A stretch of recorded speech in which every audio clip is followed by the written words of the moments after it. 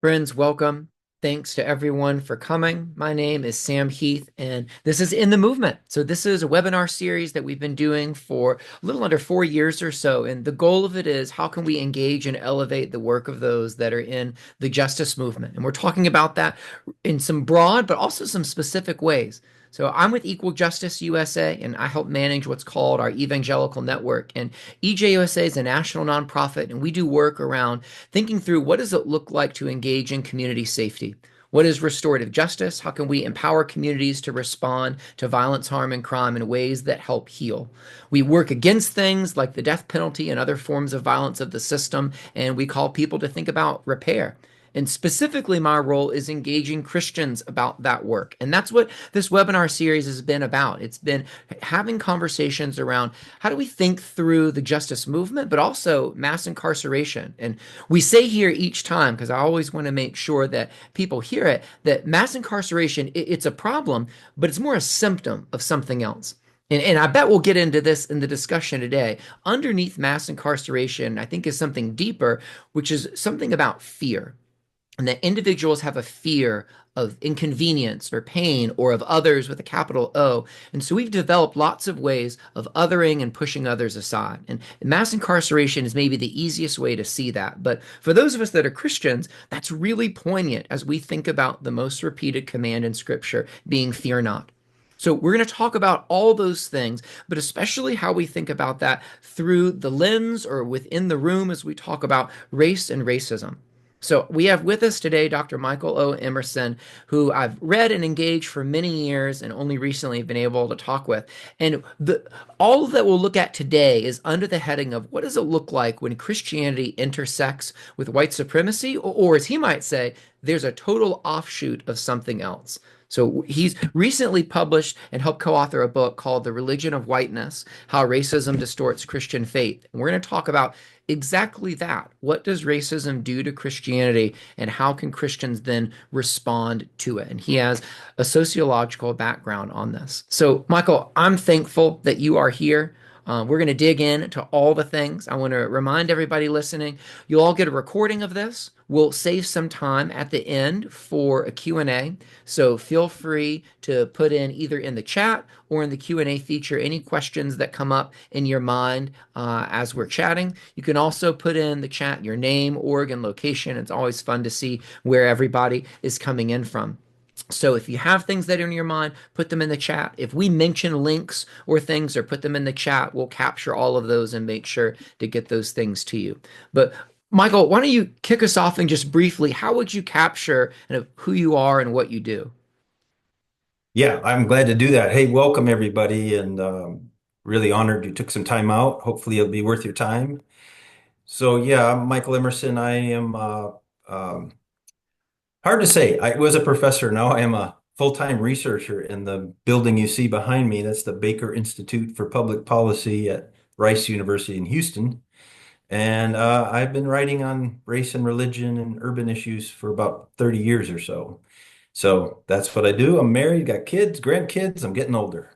It happens. I had to get Yeah. my blood work done yesterday as I grow older as well. The I think the first place that I encountered Michael and his work, well, maybe even further back than that, but the book Divided by Faith, which still resonates so much within the Christian community and the things that it hit on. And we'll talk about a specific piece that's referenced in the Religion of Whiteness. I'm so glad there's a connection of that. But you're one of few people, Michael, up there with Christian Smith, who's really working to overlap the sociology and Christianity piece, but in a way that's really relatable. And that's one thing I've so appreciated about your work is that it's heavy into research, but also that it's research with a purpose and it's done in a way that people can think about it.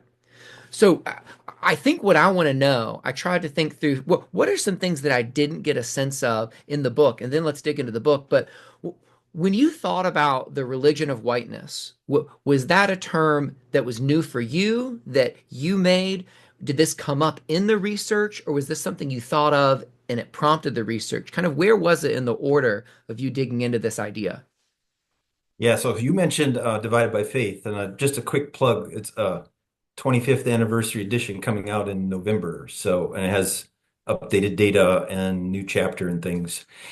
And it's actually out of that research, as we were like saying, we had gotten a grant and the purpose was what has changed, what has stayed the same over the last quarter of a century. Out of that, looking at the data and digging into it, eh, to try to make sense of what we were seeing, we came up with this idea of the religion of whiteness. Now, there's some others have been using it too, all kind of at the same time. Like a couple of theologians, W.E.D. Du Bois, back in the early 1900s, mentions it. He never really defines it, but he says Wow. it's there, it dominates.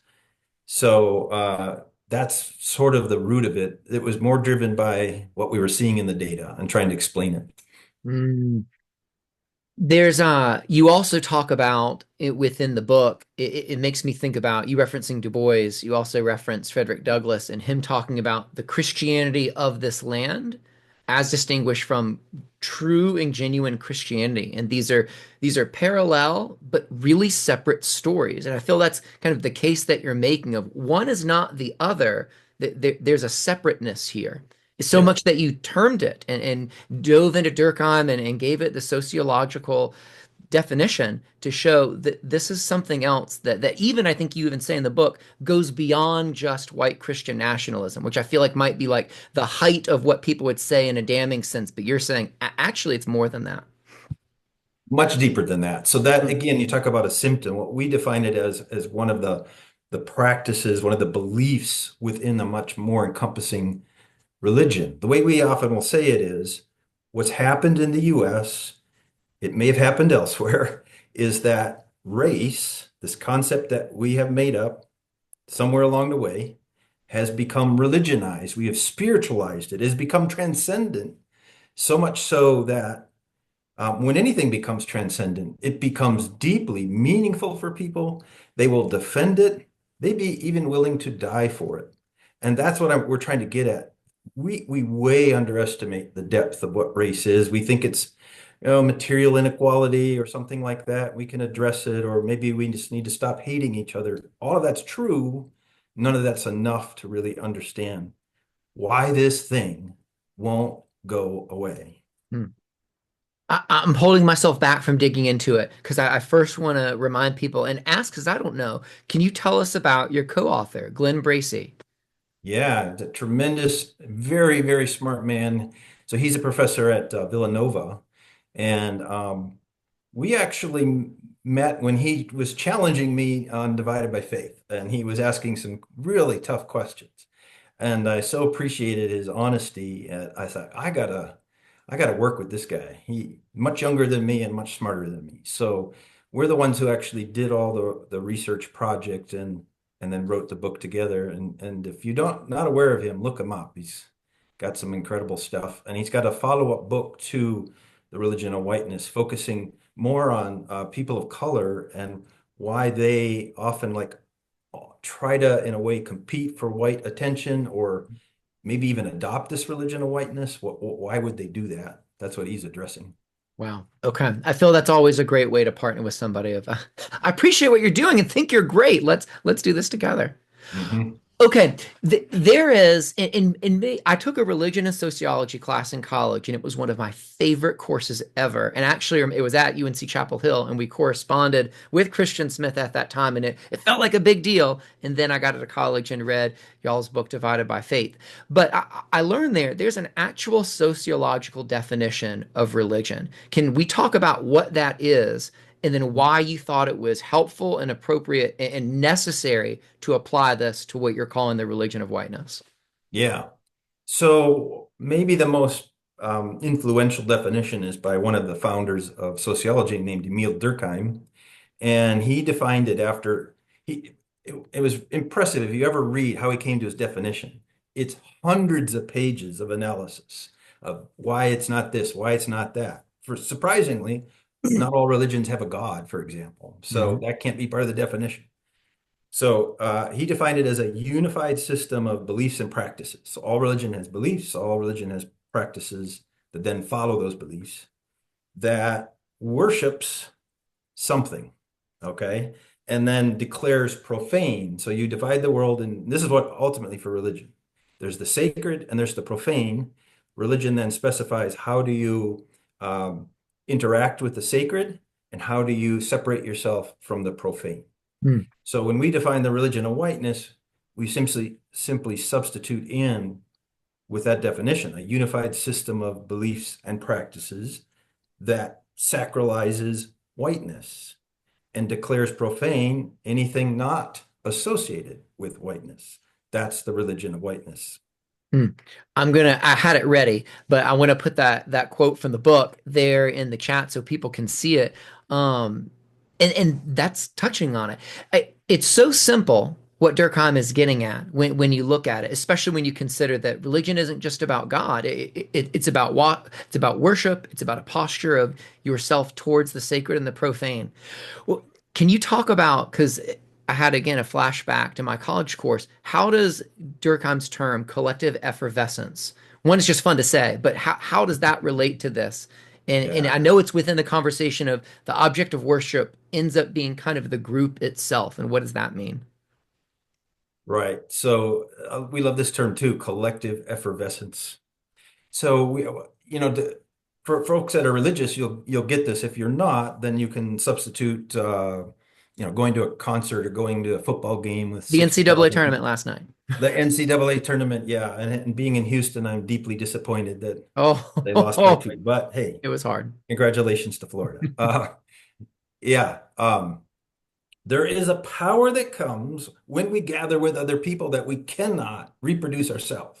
You can listen to a record, it's not the same as hearing the band play with 20,000 other people. You can watch a football game or a basketball game on TV, not the same as being there.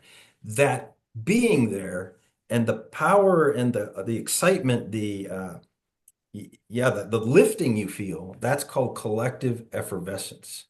And this is part of what Durkheim defined in religion, that when we gather to worship together, we experience collective effervescence.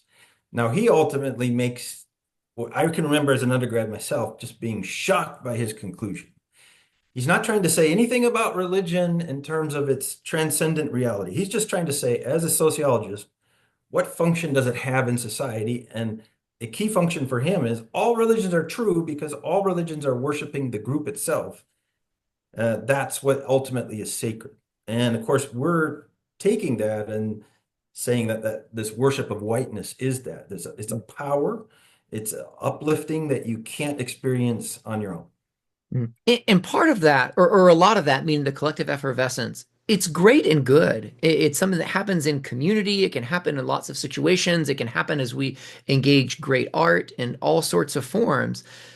Yet it's also something that can be manufactured, but it's also something that can be harnessed kind of for good or for ill. But I hear what you're saying of Emile Durkheim saying there's just kind of a baseline neutrality of this is something that just is. It's a common human experience, and it often happens, maybe especially happens within religion. Yeah, because you're not just momentarily excited about something happening. You are worshiping the ultimate, whatever the ultimate may be in your definition. And that is like, he's saying that's kind of like the essence of the most powerful experience any human can have. So, before we get into more of the nuances of the religion of whiteness and what it is and what do we do with it, what did the research for this look like? I know, I remember there were lots of interviews. I know that was one big piece of it, but how did you all structure the research for this? Especially, kind of, how did you structure it? In what were you going in specifically to engage? Kind of already encountered this term and idea within Du Bois and others. You went on this search. Yeah. So we had a research team, and I want to mention Chad Brennan, who was our uh, what would you call it? I mean, he did all the organization behind the scenes for it. He set up everything. He came up with this brilliant idea. Hey, let's not just be three people doing this research. Let's get more involved and get the input of other experts, of pastors, of practitioners. So we had a panel of 300 such people that would give us feedback at every step of the process. So we began by just doing some interviews, mostly with people of color, religious leaders, but not exclusively. We filmed those, we interviewed. They were in what we call focus groups, so usually 3 to 8 people at a time. And I can talk about what we found, but from that, that then guided our next step, which was creating our national survey. And again, there's where we got lots and lots of feedback from our 300 folks that were informing our research. That was a survey of a few thousand Americans. We wanted to make sure we had enough Christians, so half of the sample had to be Christian, half not.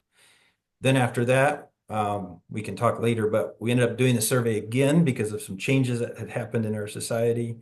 We did many more focus groups then where we followed up with people that we surveyed or people in churches. And we also studied churches themselves to see how are they talking about race. Mm. Maybe the deepest that I'm able to go in the sociology piece of this is with this question. How did you go about determining or figuring out how this could be representative of either Christians or religion in America? Yeah. It being only a few hundred, what does that process look like for getting that data set and saying, and we can broaden this? I'm so glad you asked that because I've been spending the last week and a half with someone I grew up with who completely opposes this book Mm, and says, we don't know what we're doing. This person's not a scholar per se, right? So trying to explain how we can know what we know has been very difficult. So I'll try again. It's statistics. If anybody's ever taken statistics, there's a thing called probability. So if you randomly sample, think about putting everybody, every American adult in a hat, their names. We couldn't actually do that, right? So, but if we could, and you just mix it up and then randomly draw out a couple thousand of those names, you have what we call a random sample. They represent the entirety of adult Americans. So we do that with a computer, of course, but that is the principle and why you can make generalizations to get really specific, right, with statistics, you can know um, if I estimate it's 52%, it'll be plus or minus three. You might see that on the news or something. They'll say mhm. 52% support this candidate plus or minus three. That's because you can even know how much potential error you've made because you don't have the full population you've got to sample. Maybe way more than people want to know, but that's how it works. No, that's important because that's a huge piece of this. There's a lot of endnote, there's a lot of graphs, and I mean that those are the receipts showing like this is not you just coming in as a philosopher theorizing this. Here's the data, and now we've got to extrapolate what do we do with this? Yeah. So let's get into some of that content. So again, that definition of the religion of whiteness being a unified system of beliefs and practices that venerates and sacralizes whiteness while declaring profane all things not associated with whiteness. What part of that definition, or as you went through this, surprised you? Maybe we can start there. I think the second part, declaring profane all things not associated with it. One of the chapters that was surprising in a way is we have chapter 6 where we actually just say, well, what happens if you're white and you decide I don't want to follow this thing called the religion of whiteness? And we estimate about a third of practicing Christians who are white do not. So obviously the reverse, two-thirds do, but one-third don't. So what's their experience like? And we were able to interview several, and it's profound. There's a whole set of defenses and boundary enforcement strategies that will preserve this thing called the religion of whiteness. And if you do not adopt it yourself as a white person, you will experience similar things that would happen to all others not following it. Hmm. And this ranged from people getting fired from Christian organizations because they spoke too much about calling out this religion of whiteness to being completely shunned. In the cases that we have in the book, every single person we talked to ended up moving from the metropolitan area, most out of state, because their lives completely disintegrated. Their whole network was just in shambles because they had repudiated this religion of whiteness. So you used the number of two-thirds, which seems in one sense, just preposterous in so many. And then in another sense, just with culturally where we are in the last 10 plus years, in another degree, like it makes sense. But how did you? kind of react to that two-thirds idea and Yeah. situate it within the cultural moment. Because you also talked about you did the survey again because some things changed. Yeah.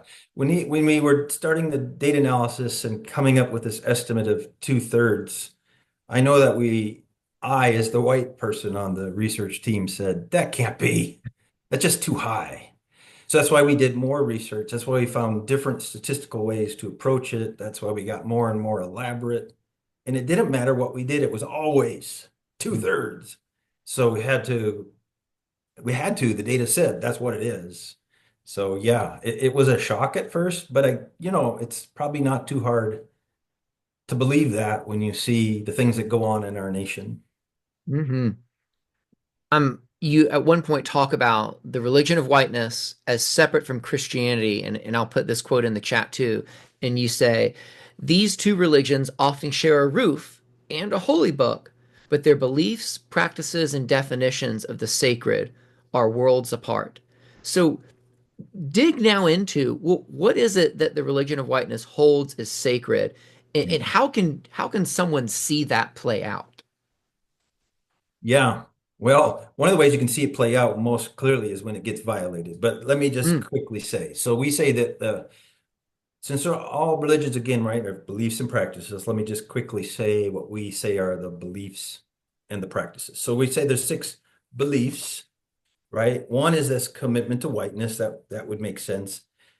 Whiteness being, I love Willie Jennings.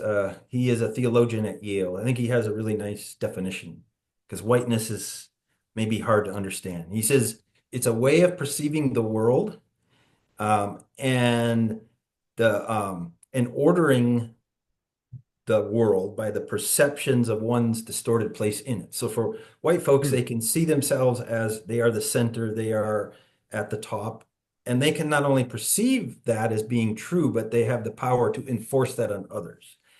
So that is whiteness. mm, So this commitment to that idea, I often say, right, if we we will talk about like there's black theology and womenist theology and Filipino theology, and then there's just theology. That's whiteness when you don't have to name it.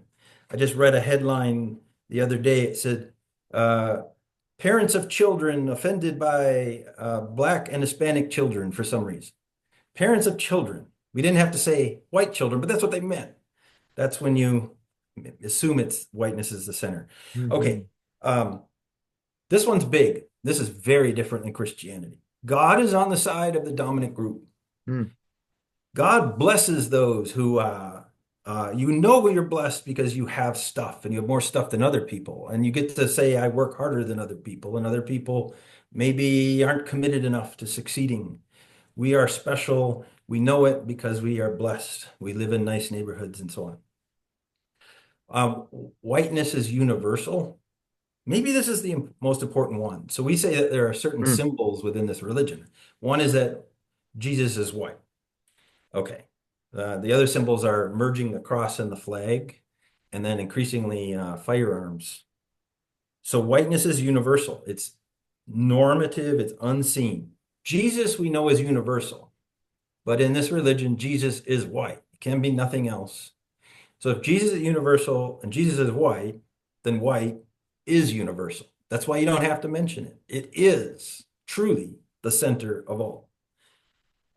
So then you get centering then of theology and values and actions that are focused on whiteness. White Christian nationalism. There it is. It is a belief and then ultimately gets acted out on within this larger thing called the religion of whiteness. mm, And of course, also you have the doctrine of inferiority of other folks. They just don't quite measure up. Now, what we end up doing a lot in the book is testing the actual practices, right? We want to know how does this actually play out. So we say in the religion of whiteness, they use the Bible, but in a highly selective way. So we had constructed some tests where, in a sense, you've got to choose between the kind of normative Christian interpretation or what the religion of whiteness would direct you to do.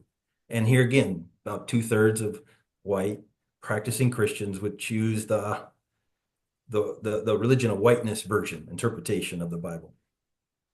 Epistemology of ignorance. It's a fancy term, right? But A it's great term.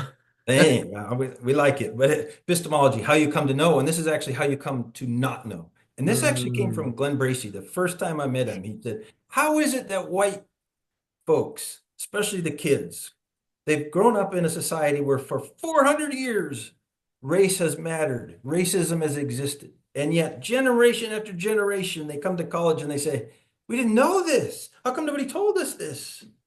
That's the epistemology of ignorance. It's actually a practice, a learned practice that helps deny that any of this is going on. mm, mm. Um, yeah, actively protecting whiteness, opposing others, and then, of course, worshiping the sacred symbols in so many different ways. Long answer. Well, it gets detailed because, to your point, it's very real and yet also hard to see. I mean, you're describing part of my story of getting to college and a little after and saying, no one told me this. Well, in a sense, all of culture tells you, but in another sense, it's layered and masked intentionally so that it's not seen. You've got both kind of in a simultaneous space there. Yeah. So you also talk about how for Christians, some of this is shocking to hear because often people assume when we're talking about whiteness and it being a danger that's a secular thing. But you talk about how they're, quote, this desperately underestimates the religiosity of whiteness. So why is it especially important that Christians see this as a matter of religion and as a matter of theology instead of just pushing it off into the secular corner? So important because it's completely and profoundly impacted so many of our churches, so much so that we don't even know that it's there. It's like this, Mm, boy, I've been doing the read through the Bible in 1 year. And so every day, Old Testament, every day, New Testament, there's one thing that is profoundly clear. God is truly a jealous God and will not tolerate worshiping anything else. And yet, that's what people continually and overwhelmingly do again and again and again. I'm going to give an example. So, Judges 17 and 18, which my Bible study group's been going through, you get this guy named Micah who decides, hey, I'm going to create my own idol. Then he makes his own ephod, and then he hires a priest and creates his own religion. mm, And he's very proud of it. And then a tribe within the Israelites, the Danites, come along in the next chapter and they steal his religion. They steal the physical. They also steal his priest, and he gets upset about it. And they say, hey, if you don't want to die, turn around and go back. And so then they adopt this false religion mm, and they give it to their people, and they are convinced they are being authentic and worshiping God. That's what they love about it because they got blessed. They got this religion and they went and conquered, no problem, got the land that they wanted. So it mm, must be the true religion. Well, that's what we're arguing in this book. It's just the modern day USA manifestation of Judges 17 and 18 is the religion of whiteness. mm, It's so mm, difficult for people to see if they're in it, but there's mm. nothing more important for churches than to root it out. It has to get out of it, out of our Yeah. churches. Yeah. I'm thinking of so many people who are echoing so much of what you're saying. I'm thinking about Greg Thompson, who helped co-author the book Reparations, talking so much about that white supremacy is the chief enemy that has infiltrated the Christian church right now. I'm thinking about Dr. Shaniqua Walker Barnes, who was the first person I heard who said that racism is a heresy. Not, and that goes with our discussion about trying not to push whiteness and all that off onto things just being secular. She argues rightly, like this is a matter of religion. This is a matter of idolatry. And Yeah. Christians have to recognize it that way, or else we're not going to fight with it on the terms that it really deserves. You have to. And yet, what I find, right? This is by far the most controversial book I've written, and I can tell. I can tell by the reactions. I can tell by the people who won't talk to me anymore. I can tell by the invitations I don't get to speak anymore because this thing is so real and so ingrained in so many Mm, people that they are willing to sever relationships. They mm, are unwilling to think about it, to ask more questions, to right. explore the possibility. No, Yeah. because it truly is a religion and you're not going to touch it. Right. It's part of your identity. Yes, I'm it thinking is. about James Baldwin in his letter to his nephew. He talks about when people, whether it's black or white, when people name whiteness to white people, it provokes this reaction of fear, anger, and guilt. But he says it's because people are holding on to an identity. And often, to your point, people don't know that or recognize it. And you see that when it's pushed against. You talked about kind of it being really an intense thing. When you violate some of these rules or laws within the religion of whiteness, then you see its borders and boundaries when you do something that's not allowed. That's right. Yes, you do. And people feel it viscerally. Like they not even may not even know why. They just know. And you're hitting at the heart of it, right? It's identity. Mm, When you attack my identity, and the strongest identity isn't even my individual identity, it's my group identity. hmm You're not only attacking me, you're attacking my people, and I will not stand for it. hmm So we said a little bit ago, there's a lot of discussion now about Christian nationalism, and you and others like Jamar Tisby often call it white Christian nationalism, really labeling what it is. But when you talk about the religion of whiteness, you even say in the book at one point, I remember it was on the left side of the page because it rocked me. Like, this is not that. This is something bigger and deeper than just Christian nationalism. How so? Because I feel like that's the term that a lot of people are speaking against. There's Christians against Christian nationalism, and all that's great and good, but you're saying, but this. Yeah, so if we t define Christian nationalism, right? It's there's some different definitions, but basically it's saying, hey, I kind of weave together my understanding of Christianity with the nation, and I put them together. And then when we say white Christian nationalism, I'm defining the nation in ethnic terms. The nation is mostly for white people and Christian people. Okay, that's huge, that's important, and we can see it playing out in politics big time. But if we try to address the whole issue there, we're going to miss the point Hmm. that there's a cause, a step behind, a step back that's leading to Christian nationalism. Why it's been emerging so strongly? Because the religion of whiteness has been nurturing some outcomes such as Christian nationalism. It's one of many, but it is one of them. Hmm.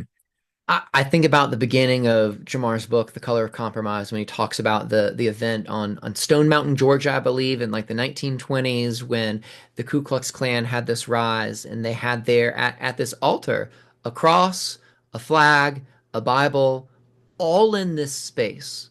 And it's this overlapping and conflation of identities. And that's happening within the religion of whiteness, but so much of this is larger. It involves a huge group of people, and in some senses a result of things that have happened within their past. And I'm thinking about you all using the term betrayal trauma. What is that, and what role does that play in this Yeah. discussion? We actually, the original title of the book was called The Grand Betrayal. Ooh. And it was going to explore why one segment of the Christian family continually is willing to throw the rest of the Christian family under the bus and betray them. That term came from the betrayal part, came from when we did our initial set of interviews with Christian leaders of color, and we just kept hearing that term over and over. They feel betrayed by white brothers and sisters. They said it over and over again. And so in the book, right, we go into the first substantive chapter is them talking about those sort of set of feelings, including Jamar Tisby talking about that, right? So that is key. So betrayal trauma is it's a psychologist came up with it, but it's where people or the institutions that they're part of uh, just completely violate people's trust and it damages their well-being. And the psychologists I've been listening to are saying this is the deepest kind of trauma they have encountered. Hmm. When you put your trust in people and institutions, fellow Christians, and they violate it, you don't know how to make sense of it. Again, we're thinking we are a family. We're told we're a family in Christianity. How could we ever prioritize anybody over our family? But that's exactly how people feel. Hmm. I, I read in the Atlantic this morning a recent article that was talking about so much that relates to this, and it was saying maybe 10, 20 years ago or early 2000s that the percentage of Americans that said that they were not religious was about 6%. And today it's at about 30, and it's continuing to grow. And it was saying that's happening while also you have within Christianity people holding to increasingly rigid and radical things in almost, and here's why I'm extrapolating, people almost as a reaction against the secularity that they're seeing, like we're going to dig into this and we're going to hold on to this. Are those some of the dynamics with the religion of whiteness, that it's reactionary against some of the growing secular trend, or is it really internal things, an internal in-group thing within the Christian church? How much is the outside having an effect on what the inside's doing? Yeah, so it's obviously both. It's been there for quite some time, but it is growing stronger and larger and louder, Mm, and more aggressive. So one of the things mm, we find is that there's two separate groups within the religion of whiteness. Three-quarters of the people are what we call the white veil. So they're the folks in the surveys and when we talk to them who say, there is no race, there's no racial inequality, there's just people. We're just people. That's what we are. There's the human race. And they will say that over and over and over again. right. I don't see color. Yeah, I don't see color, right? So colorblind kind of approach. That's why we call it the veil. But then you have a group of 25% who are on average at least 10 years younger Mm, than the white veil. And they are very, very aggressive. They see race everywhere, but it's always white folks being attacked. They're the ones most likely to say that being white is extremely important to them. mm, They're the ones who say that it is okay and acceptable. In fact, it's the way the world should work, that white people have more wealth than other people. They're the ones who say white people's morals are better than other people's. And they're the ones willing to and actually do defend the faith. They're like the foot soldiers, right? The front line. hmm And again, the important thing is they're younger. mm, So there's a kind of a switch happening over time here. hmm I live in Charlottesville, Virginia, and what you're saying makes me think about in 2017, the summer, all that happened with August 11th and 12th, with the Unite the Right rally here. But what a lot of people don't know, because it didn't really make national news quite then, is that whole summer there had been series of protests building up to the moment with the deaths and all that happened on August 12th. There was a KKK rally that was a month before August 12th, and then a month before that, there was a rally of individuals who were going past the Festival of Cultures, which was where the statue of Robert E. Lee was. And my wife and I, with our kids, we'd parked our car right between the Lee statue and the Stonewall Jackson statue, both of which are gone now in Charlottesville. But that group went through and passed the Festival of Cultures and kind of parked right next to the Stonewall Jackson statue, got on the intercom and started talking about white people are being denigrated. They're being pushed aside. They're losing their culture. And it was the most public I'd ever heard some of what you are saying be articulated. And it wasn't necessarily religious, though a lot of the people there were, because we found out later who they were. But it was speaking in such open terms with this noticeably younger crowd about this. This has happened to us, and we've got to respond, to your point, with force. Yep. I can give you a religious example because I'm in this Bible study that meets virtually. It's all white folks in this particular one. And they asked me to present a little bit on this book, and whoa, immediately the reactions were nothing about religion per se. It was the religion of whiteness. It was defense. White people are attacked. That's why we have to defend ourselves. We're always the ones. And they're saying, we don't get into colleges anymore and we don't get jobs anymore. And they're not going to be able to show me evidence of that because it's not actually true statistically, but that's how they feel. And Mm-hmm. so that's all that matters to them is Mm-hmm. they must defend being white. Mm. So, other than individuals like that reacting, where else do we see this, the religion of whiteness? Like, how can we identify it in the world and institutions and in culture? I mean, you described it, but kind of examples of in practice, what does this look like? How can people be aware? Yeah. Okay, well, I give all kinds of examples, right? But it's I'll so many bet. pastors, no matter what their racial background, say if they try to preach on things like welcoming the foreigner, the stranger, the immigrant, or um, out of Acts 6, how ethnic minorities should be empowered, various issues, anything like that that isn't about like kind of personal piety. they'll almost always get approached after and be told by parishioners, you need to stick to the gospel. We're not here for politics. And of course they want to try and say, I preach directly out of the Bible. So what's happening there is those folks talking to you are religion of whiteness followers. So you have interpreted the Bible wrong. And even worse, you shouldn't be talking about those parts of the Bible because that is a violation of their belief. Hmm. So you see it in churches all the time. And again, pastors tell me about this over and over. You see it in Christian organizations. You see it in Christian schools. I've worked in Hmm. Christian universities. You certainly see it there. How much should we prioritize people of color at our schools? We shouldn't really be talking about that. There's lots of debate, lots of pushback, especially comes from board members, alumni, Hmm. and usually when that happens, schools want to stay in business, so they just kind of coalesce. Hmm. Yeah, Yeah. Reverend Jack said in the chat, he said, "Yes, I've been told to stick to the Bible." Ah, As if that just simplifies it and you follow that and that's it, right? yeah, yeah, that's right. So just know again, when you're told that, they're not saying stick to the Christian Bible. They're saying Right. stick to the Bible of the religion of whiteness. Ooh. I had another friend and colleague asking in the Q&A. I'll bring his question up now. He said that you asked whether the digging in and extremism in the religion of whiteness is a response to the growing secularism in the US. But isn't it a feedback loop in which the growth of secularism is a response to the increased extremism in the religion of whiteness? Beautiful point, and I'm glad brought that up because that's exactly what we've been finding. So the reason we're seeing this growth of secularism is folks, and I see this in my own nieces and nephews that have left the faith. Why? Because they see it as political. They kind of Mm, see that religion of whiteness and they don't want any part of it. And so they just walk away completely. I wish they wouldn't come up with that solution, but that's what they do.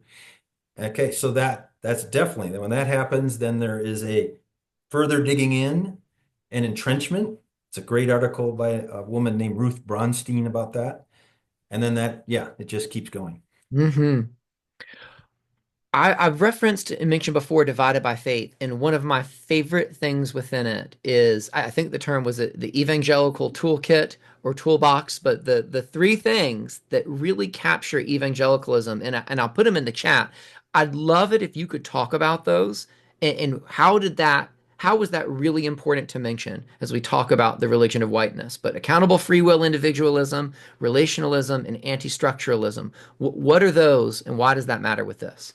Sure. So now yeah, we've kind of been talking about, and that's been the interesting thing in the study of this book is we're finding that over time evangelicalism is winning. And by that I mean these ideas we're just going to talk about here in a moment have become more and more common now, even among mainline Protestants or progressive Protestants, among Catholics.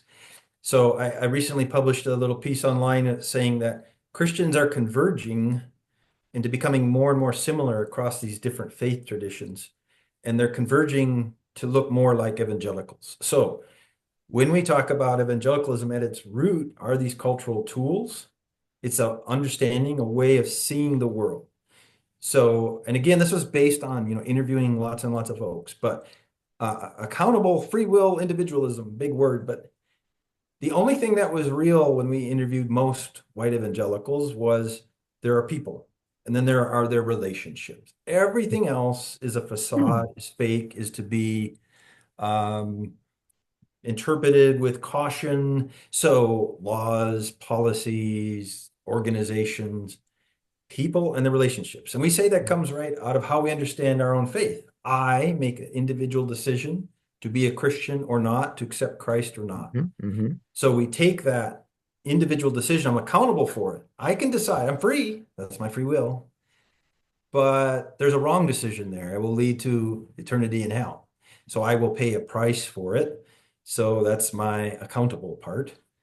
And then I individually make that and then establish this relationship. And that's the basis of everything. So, how do I understand the world? How do I change the world? I change it through myself, becoming a Christian, and then relationships, strengthening or improving relationships. I don't do it through laws. I don't do it through policies. I don't try to end housing segregation or mass incarceration, or because those are structural Mm. and they're fake. They're false. Those are the devil's tools. So we call that anti-structuralism. So all of those things really capture, in a way, almost some of the ways that evangelicalism is so well suited to engage in the religion of whiteness. I mean, there's pieces of those that are helpful and important and virtuous. Sort of like the Enneagram. There's a great way to be a one, which I am, and there's a really not great way to be a one. But so many of these have been taken and situated in such a way, and the collective effervescence have been harnessed for this specific purpose. And now we're seeing what it looks like loudly and from your research you're showing with really big numbers. So, what are some of the ways that people know when they've violated things? I'm really interested that you talked about. You can really see the shape and form of this when people violate it. What Yeah. does that look like? The like how it's enforced, or is that what you're Right. How do asking? you know you've stepped over the line within it? Yeah, yeah. You will know because you will, and we talk about in the book, there's like 7 different ways in which you'll be dealt with. So one is like the paternalism is kind of, I heard this one a lot, where somebody's young and really trying to live the authentic Christian life, and they're saying stuff in their church against the religion of whiteness. And what will happen is a more seasoned, older Christian man or woman will come, take you aside gently, put their arm around you, and tell you, I really appreciate your passion, and that's a wonderful thing, but you might want to dial it back a bit. I don't want to see you get hurt or ostracized. And so there's that kind of the paternalistic view, and that happens a lot. There's outright kind of attack. So if you Hmm. talk too much about this stuff, you start getting accused, gaslighting, right? You start getting accused that you're not Christian when you're trying to, with all your heart, mind, and soul, say, let's be just authentically Christian, and they will completely twist it so that you are the one on the defense. You'll be called Beelzebub, the devil. And there's all these terms. Once you're labeled a Marxist, you get labeled. You're Marxist. You're socialist. You're woke. You support DEI. You're a critical race theorist. And, Right. and those You terms get, captured them all. yeah. And once you get that label, you're doomed because you're just on the defensive at that point. Is all you can do is try to show you're not. And that takes, so it's a rerouting of the whole discussion. And Mm, then the ultimate one, right, is shunning. If you do not conform ultimately, then you will simply be cut off from the community. mm. I have gotten all of those terms, both as a teacher and as an organizer now. I'm also thinking about, again, Jamar Tisby lays out the playbook, kind of as you say, of like, historically, this has happened. It used to be communists, and now you're a critical race theorist, and now kind of DEI is the next wave of accusation within it. And it was a conversation Jamar and I had where I think it was both of us, but especially me, that we were called a false prophet, and it was kind of Yeah. religiosized what it is we're doing, and because we'd violated something. Yeah. Can Someone I asked just in the add chat. there? Because for he has a great term, that the Bible gets weaponized against you. And Yes. I remember him saying, I didn't know I was a critical race theory. I never even heard of it till I was accused of it. Right. I had to go look it up. What is that? Right. And I think that's the case for a lot of people. But now that term is that it's been used and weaponized. Someone asked in the chat, I don't want this to get lost. You mentioned that Glenn Bracey has written a book kind of digging into the deeper aspects of this within race. What's someone's asking, what was the title of that? Great question. I can quickly pull it up for you. Oh, It great. is. Great. And I'll be sure to Yeah, send that out to everybody too. sure. I was gonna ask too. I was curious. I love the title. It's called Ghosts in the Room. Ooh. Okay. And then the subtitle, Christians in the Fight Against Religionized White Supremacy. Okay, okay. For those listening, I'll put the title of that in the email about this. Okay. Yeah. And I can say So, it isn't out yet, but it's coming out with Temple University Press. I just don't know exactly when. okay, great. A couple other things people are asking within the chat. One person's talking about, well, what are you uncovering with anything that's specific within the Roman Catholic Church? Mhm. So what's happening within the Roman Catholic Church is interesting, and it's following that kind of meta narrative I've been talking about. Hmm. It's becoming more and more conservative and looking more and more like white evangelicalism. And there's two reasons this happens, and it is that loop we were talking about. People are leaving Roman Catholicism, so they are actually experiencing a decline in attendance. But the ones who stay are more committed to this kind of idea of conservative mixing of the religion of whiteness, nationalism, Catholicism. So it almost doesn't look like Catholicism in a way, at least Mm, among the white Catholics that we're seeing in the US now. And it's becoming more like that over time as people leave or as they draw new people, but they're drawn to that kind of overlap there. hmm I'm thinking now about what's a way forward in all of this and kind of what do individuals do, what do churches do? And one person asked in the chat, this gets at this, what does it look like to start to introduce these concepts to white brothers and sisters within the church? What is a gracious process of how that goes? How how blunt or how specific, Yeah. I've got to be honest and say I am still trying to figure that out. This right? is one of the things that my Glenn Bracey will bring up is like this is again is part of whiteness. Always Mm, we are catering and to the white gaze. We're always worried mm, about the white folks in the room and how they're going to experience what's being said and what their reactions are going to be. And hmm it's true. I get it. And yet we know we're talking to the group that has the power. So it does Right, matter. One right. of the things to keep in mind is that in this case, this religion of whiteness and whiteness itself has real benefits. It's not a pretend thing. It hmm literally hmm gives people, as we said, their identity. It gives them resources. It gives them a transcendent meaning. So you have to keep that in mind hmm that it isn't just like, ah, I've taught at universities for over 30 years. So hear me when I say it is not enough just to say, here's what the truth is. Here's Right, what the data say. right. If only. Yeah, if only. It's not going to be enough. So one of the things that we say in the book, we actually wanted to go further in the book, but the publisher wouldn't let us. He said, the editor said, this is getting too Christian and it's a secular literature, right? It's Oxford. You can use that for your talks or something. So, but in the book, we just say, ultimately, humans are storytellers. Mm. Jesus knew that more than anything we can learn from him. We learn by telling stories. And Hmm the problem is that we have this grand narrative story that is false. It's a false idol. It's a false story. So we call it the trample people, but all other people that are not supporting this religion of whiteness need to come together and find and create a more powerful, engaging story that will overcome the false story. Mm. And that's I think there's excitement in that because this is like people of color get to they need to come and have this voice, this powerful voice, and then we need to amplify it. This new story about what Christianity is and what it is not. hmm So one of the things I say elsewhere is if you think about your GPS when you are told where to go and you make a wrong turn, it just says recalculating. It tells hmm you, I'm going to figure out a new way, but I'm going to get you to that endpoint. I think that's what we need to do. We have clearly taken so many wrong turns. We need to recalculate. And that's four main things. We have to, first of all, make clear the distinction or the destination. The great thing about GPS is it will always get you where you want to go as long as you can tell it where you want to go. I don't think as Christians we know exactly where we want to go. That's part of what the news story needs to be. mm What hmm is the end goal? Where are we trying to get as a community? Then we're going to have to then obviously reroute or remap how we're getting to that destination. That means we're going to have to put aside ways we've often used before because now we have more clarity on where we're going and we're going to get the most direct route there, which of course is what GPS does, tries to get you there hmm in the quickest time.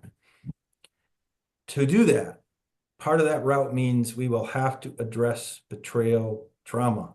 We mm cannot ignore it. We can't say that was in the past. We can't say, oh, sorry, hope all is well.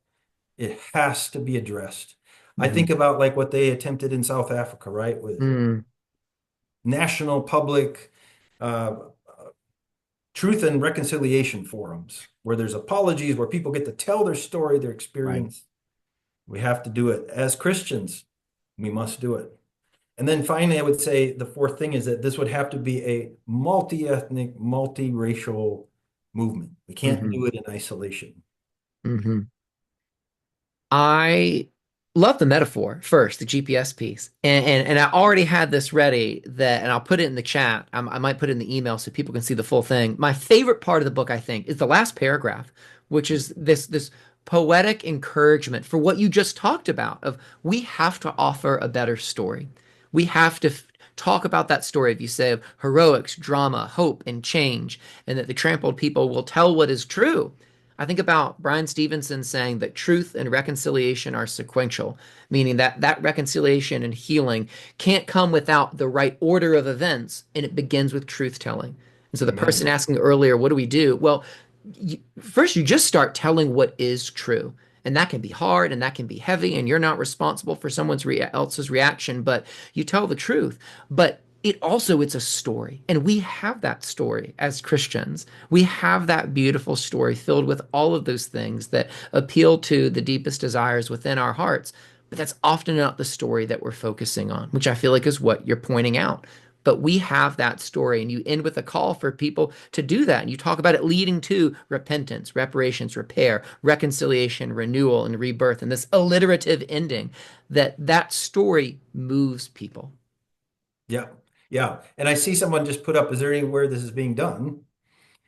I can say, and I'm going to blank on the name and I apologize, but there's a professor, theater professor at Asbury College, University, Seminary, who's actually spent the last year and a half, 2 years turning this book into a play Hmm. and has screened it and he keeps working and refining it. So that might be one place to look. Again, I can't remember his name, but theater professor Asbury. That's great. That's great. I mean, and I think of just people throughout history who have retold the Christian story. I mean, I think about the Chronicles of Narnia, but I also just think any Christian, especially pastors, as we talk and tell and live and walk through our lives, we have that story and we frame it and speak of it in a way that is consistent and true and loving and cares for our neighbor. But we also are aware of all of these other competing stories. All right. I'm going to put in a final quote, and it's in reference to Greg Thompson. I mentioned him earlier, that he was talking about in a recent article that he put out. He says towards the end of it, to renounce every false hope, including that of Christian nationalism, or we can broaden it to the religion of whiteness, and to reestablish our hope in the only place where it may truly find vindication, the living resurrection of the living Christ. And here we are in Lent, right? As we move towards Holy Week, as we move towards Palm Sunday coming up, and as we enter into Eastertide and the celebration of what that true story is. Michael, I'm thrilled for and thankful for this work that you and Glenn have engaged. I'm going to look up Glenn's book. I did not know about it. I'm thankful that you told us, and I'm thankful that you've come here. And I want to tell people that this conversation continues, and I'll put here in the chat that next month on May 21st, the next webinar that we'll have will be with Dr. Karina Lane, who is also a Christian, and she's also a researcher, and she's written a book that's coming out this month that's looking at the true story of lethal injection. And she kind of similarly takes a move of here's the story that you've been told about it, and here are the ways that this is false. But she's coming at it both as an academic and as a person of faith. And I've appreciated getting to know her and talk about her. Michael, how can people follow you or keep up with your work? I didn't see if you were all over social media. I got your LinkedIn, but how can I direct people towards things that you're doing? Yeah, so I'm on LinkedIn. As of 2 days ago, I'm on Instagram. So it's just Michael O. Emerson, I think. I didn't know you're Okay. supposed to have some fancy alternative name, but that's what I got. So Okay, yeah. great. I'll look that up too. And then I'll point people to as we wrap up. Please follow the EJUSA Evangelical Network. There we are on Facebook. You can get on our email list. You'll hear about events like these and lots of other ways to take action, engage as we think about how do we as Christians respond to things that relate to justice and the criminal legal system. Michael, I appreciate your time in this work and have really, really been enriched by this conversation. So thank you for coming and continue to press on. And I hope you're encouraged that a lot of this work is landing and being received and making a difference. Yeah, appreciate it. Appreciate you. Appreciate the work you're doing and what that everybody, the 57 that are still on, thank you. That's great. Thank you. Thank you. Thanks everybody for coming. Blessings on your day. Bye bye. Bye-bye.